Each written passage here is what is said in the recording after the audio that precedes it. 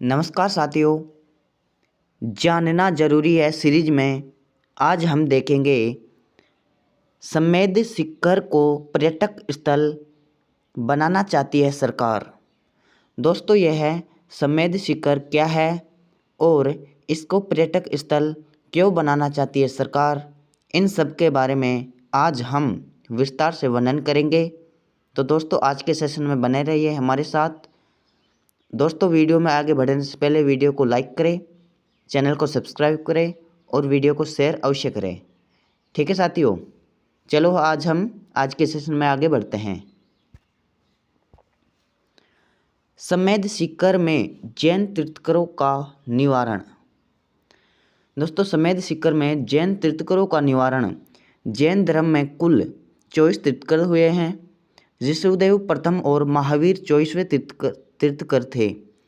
जैन धर्म में 24वें तीर्थंकर महावीर जी और जैन धर्म में प्रथम तीर्थंकर ऋषभदेव जी हैं। ठीक है, कुल मिला के 24 तीर्थंकर हुए हैं जैन धर्म में। प्रथम तीर्थंकर ऋषभदेव का निवारण स्थल कैलाश, 12वें तीर्थंकर वासुपूज्य का चंपापुरी और 22वें तीर्थंकर अरिष्टनेमि का माउंट गिरनार और 24वें तीर्थंकर महावीर स्वामी का निवारण स्थल पावापुरी है।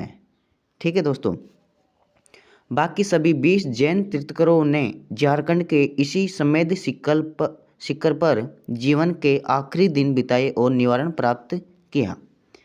772 ईसा पूर्व में पार्श्वनाथ आखिरी तीर्थंकर थे जिन्होंने समेध शिखर पर निवारण पाया, इसलिए इस पहाड़ का नाम पार्श्वनाथ पहाड़ पड़ा।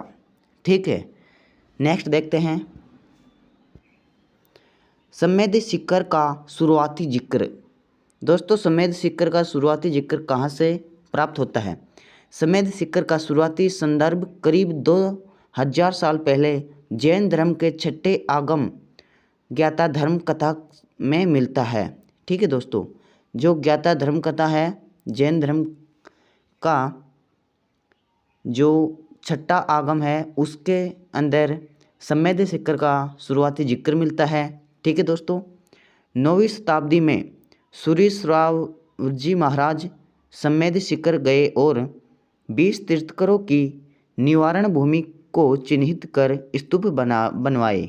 ठीक है, 12वीं शताब्दी में संकलित पार्श्वनाथ की जीवनी पार्श्वनाथाचरित में भी शिखर जी का उल्लेख मिलता है। 13वीं शताब्दी के कल्पसूत्र और कालकाचार्य कथा की ताड़ के पत्तों की पांडुलिपि में पार्श्वनाथ के निवारण का एक हाशिया है। 13वीं सदी में बाघेला राजवंश के प्रधानमंत्री वास्तुपाल ने 20 तीर्थंकरों की मूर्तियों वाले एक जैन मंदिर का निर्माण करवाया था। ठीक है दोस्तों, नेक्स्ट देखते हैं अकबर ने जैनियों को सौंपा समेध शिखर। दोस्तों, जो अकबर था, मुगल सम्राट अकबर था, उन्होंने जैनियों को सौंपा था ये समेध शिखर।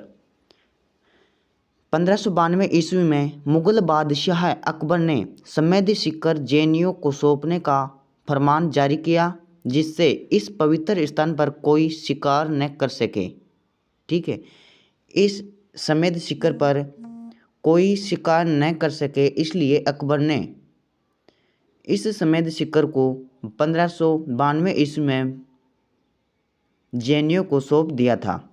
जहांगीर के निजी जौहरी सेठ हीरानंद मुकिम ने जैन तीर्थ यात्रा के लिए आगरा से शिखरजी तक एक दल का नेतृत्व किया था।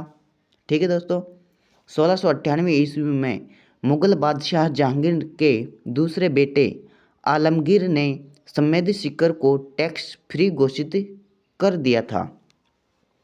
ठीक है दोस्तों, 1760 ईस्वी में बंगाल के नवाब अहमद शाह बहादुर ने शिखरजी पहाड़ी की जमीन मुर्शिदाबाद के जगत सेठ को दे दी थी।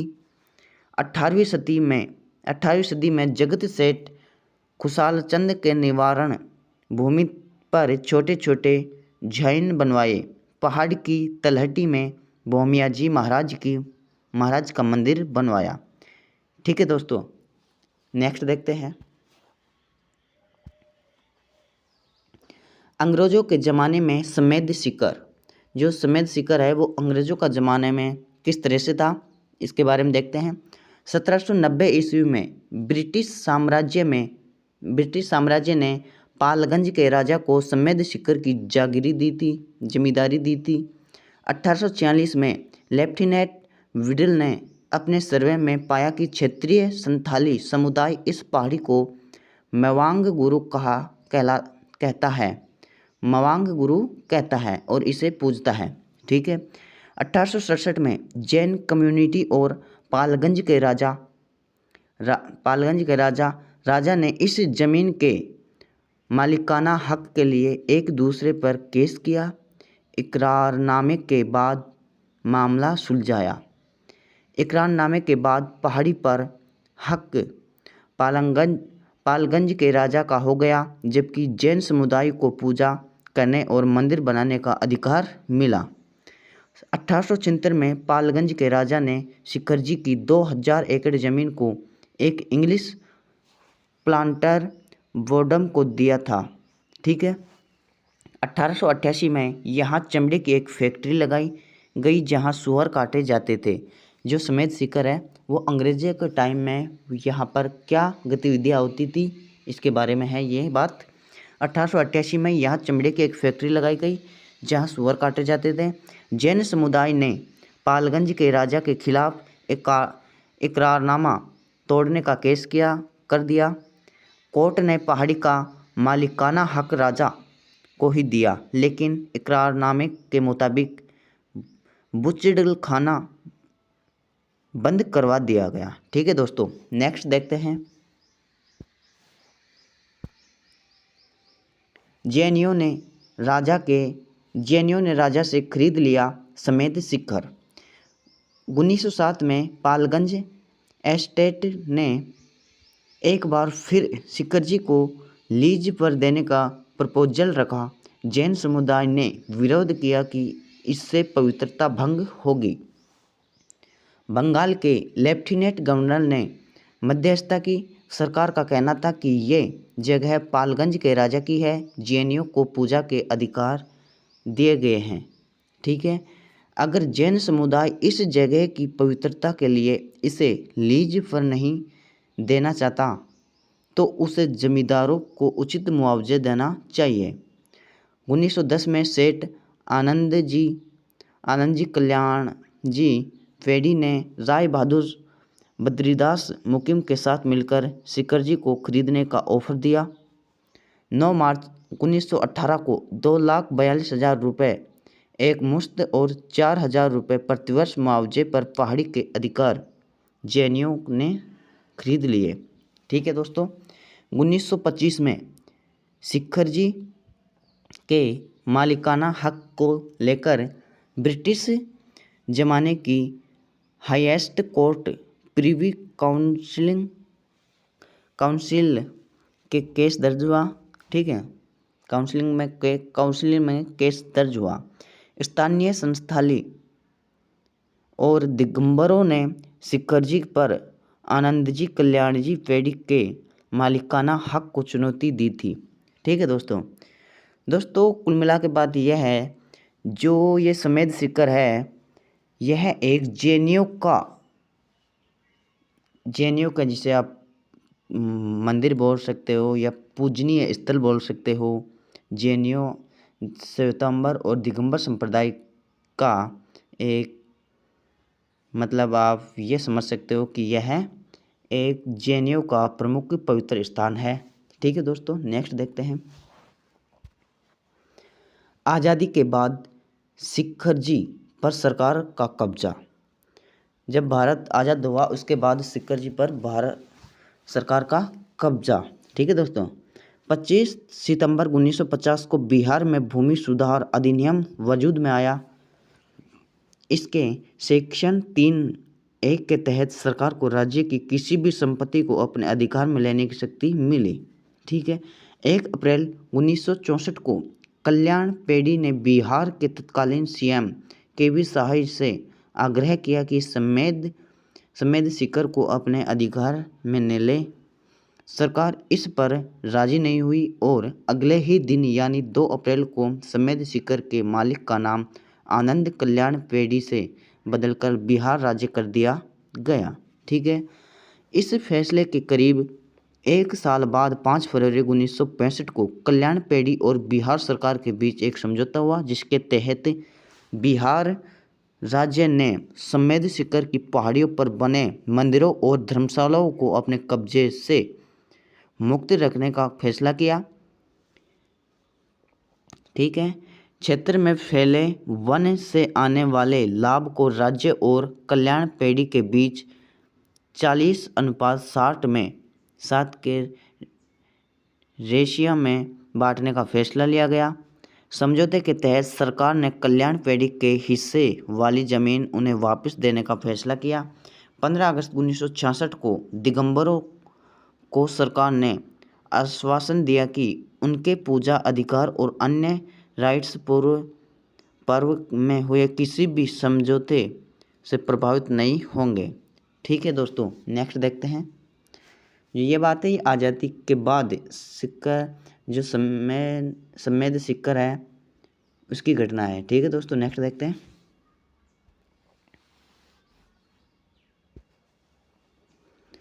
श्वेतांबरों और राज्य के बीच समझौते को चुनौती। ठीक है दोस्तों, जो श्वेतांबर जैन संप्रदाय है उनके बीच और राज्य के बीच समझौते की चुनौती। 1984 में बिहार सरकार ने समेद सीकर को पारसनाथ वाइल्ड लाइफ सेंचुरी घोषित कर दिया गया। 1990 में राज्य सरकार ने कल्याण पेड़ी के साथ हुए समझौते को चुनौती देते हुए कोर्ट में एक अपील दायर की। सरकार ने कहा, अफवाह और गलतफहमियों से दोनों के बीच हुए समझौते का महत्व अब शून्य हो चुका है। ठीक है। 24 अगस्त 2004 को हाईकोर्ट ने तीनों पक्ष की बातों को सुनने के बाद अपना फैसला सुनाया, जिसमें समझौते को अवैध करार दिया गया। संपूर्ण सिक्करजी पर राज्य सरकार का स्वामित्व बताया गया।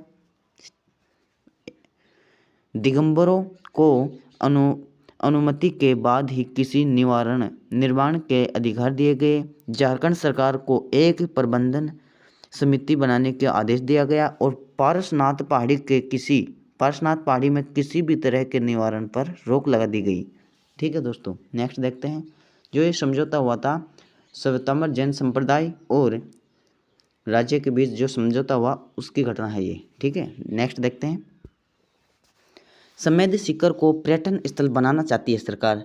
दोस्तों क्या है कि जो भारत सरकार है वह समेद सीकर को पर्यटक स्थल बनाने के बारे में विचार किया जा रहा था। ये खबर कुछ दिनों पहले की है, इसके कारण ये समेद सीकर चर्चा में रहा। ठीक है दोस्तों, तो देखते हैं समेद सीकर को पर्यटक स्थल बनाना चाहती है सरकार। अगस्त 2019 में केंद्रीय वन और पर्यावरण मंत्रालय ने समेद सीकर और पारसनाथ पहाड़ी को इको सेंसिटिव जोन घोषित किया गया था। इसके बाद झारखंड सरकार ने इसे पर्यटक स्थल घोषित कर दिया और फरवरी 2022 में पर्यटन क्षेत्र के रूप में विकसित किए जाने को लेकर नोटिस जारी किया गया। ठीक है, यह पूरा इलाका 6,490 हेक्टेयर का है, जिसमें 4,933 हेक्टेयर की सेंचुरी है, जिसमें सरकार पर्यटन के लिहाज से विकसित करना चाह रही है। ठीक है, देखते हैं नेक्स्ट। जनवरी 2023 में क्यों भड़का जैन समुदाय।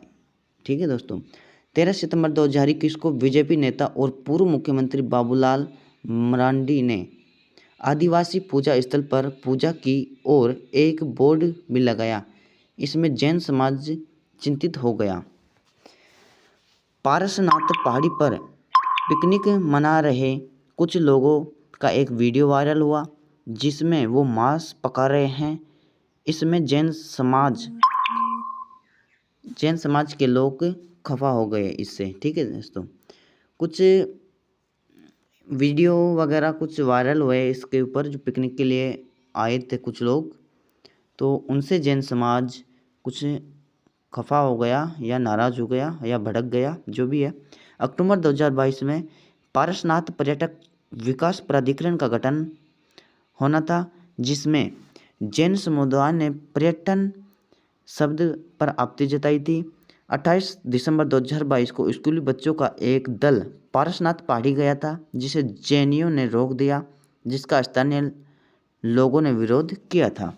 ठीक है दोस्तों, नेक्स्ट देखते हैं। ये कुछ घटनाएं जो हम आपको रूबरू करवा रहे हैं। समेध शिखर पर आदिवासी समुदाय के दावे। ठीक है, जो आदिवासी समुदाय है उनके दावे हैं। कुछ समुदाय जो समेध शिखर पर वो अपने दावे जता रहे हैं। ठीक है, देखते हैं वो क्या दावे हैं। JMM विधायक लोबिन हेम्ब्राम के मुताबिक सदियों से संथाल इस पहाड़ी पर पूजा करते आ रहे हैं। 1911 में बिहार डिस्ट्रिक्ट गजेटियर में पारसनाथ का जिक्र मरांगबुरु के रूप में है।